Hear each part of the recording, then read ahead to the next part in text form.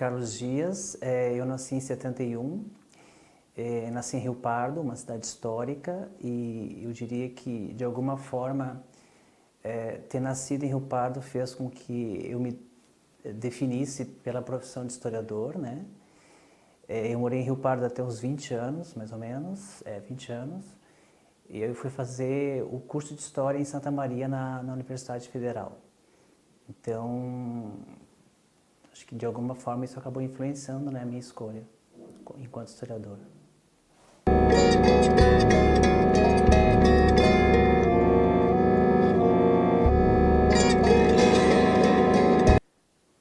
Bom, o meu compromisso enquanto historiador é ser uma espécie de...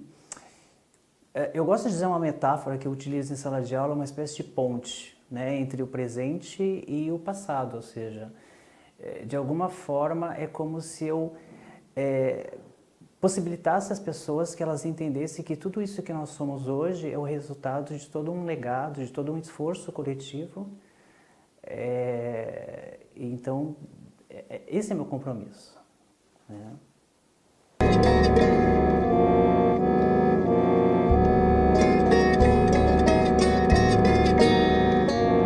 Patrimônio cultural é tudo isso que é reconhecido, né? De alguma forma, que é tudo isso que é selecionado por nós e que de alguma forma nos dá uma identidade, né, enquanto coletividade, enquanto grupo.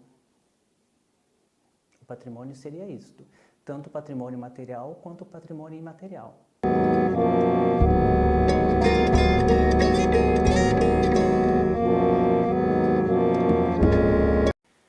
Bom, o patrimônio material, que obviamente é o mais fácil de nós encontrarmos, é tudo isso que a gente identifica como monumentos históricos, né? Pode ser um prédio histórico, pode ser um monumento, pode ser um cemitério. O patrimônio imaterial seria o folclore, né? A música. É isso que nós não visualizamos, mas que de alguma forma também nos identifica enquanto coletivo, enquanto grupo.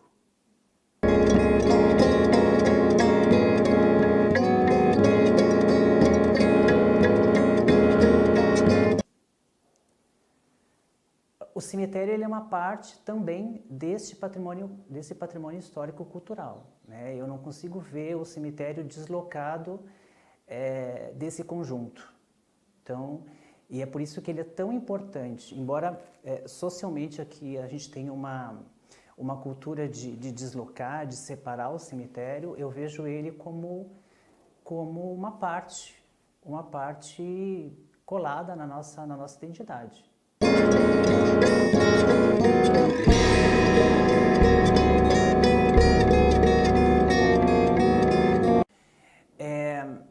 Os cemitérios eles se tornaram uma espécie de objeto, de fonte histórica muito recentemente, a partir da década de 60, 70, que o cemitério ele entra então nesse conjunto de fontes históricas, ou seja, de fato a gente pode observar que é muito recente.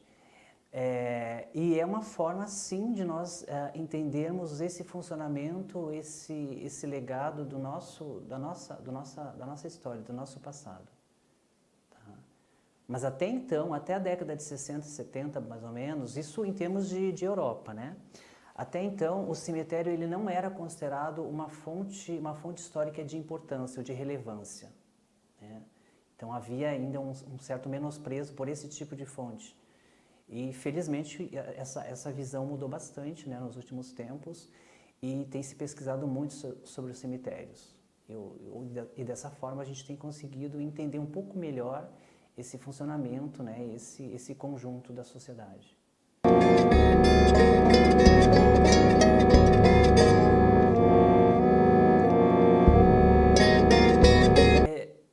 Eu acho que a ideia do abandono do cemitério ele está automaticamente ligado a uma consciência histórica da comunidade. Então, se existe, por exemplo, num determinado lugar, num determinado país, um cemitério que se torna um patrimônio histórico-cultural como um espaço de visitação, e aí eu poderia citar dois que eu conheço e que eu acho belíssimos, que é o cemitério da Recoleta, em Buenos Aires, e o Père Lachaise, em Paris.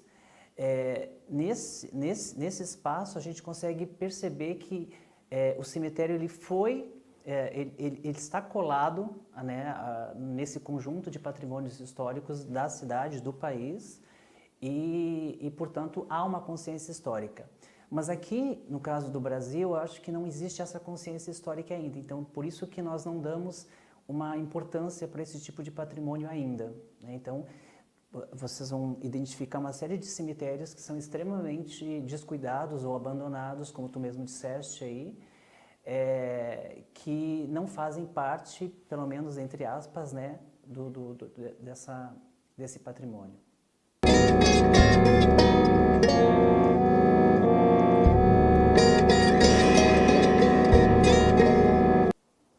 No meu entendimento, esse tipo de compartimentação do cemitério, ele é também uma expressão da nossa forma de estruturar a sociedade, né? Ou seja, como que nós estamos divididos enquanto sociedade, o cemitério é apenas uma representação dessa forma das nossas cidades, do espaço urbano.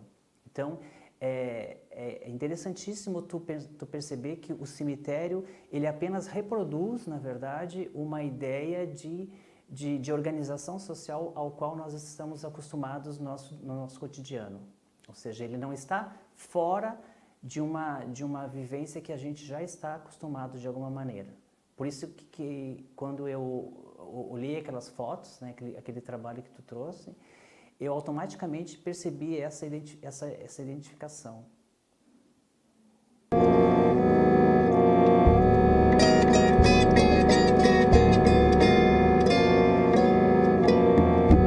Bom, eu acho que o trabalho do Denis, ele entra exatamente na contramão desse descaso, desse menosprezo que de alguma forma eu observo no nosso espaço. Ou seja, o teu trabalho ele tem uma importância extremamente grandiosa no sentido de recuperar esse tipo de patrimônio e ao mesmo tempo nos fazer enxergar que de alguma forma o cemitério é sim uma forma de expressão de um passado e que nos identifica de alguma maneira, né?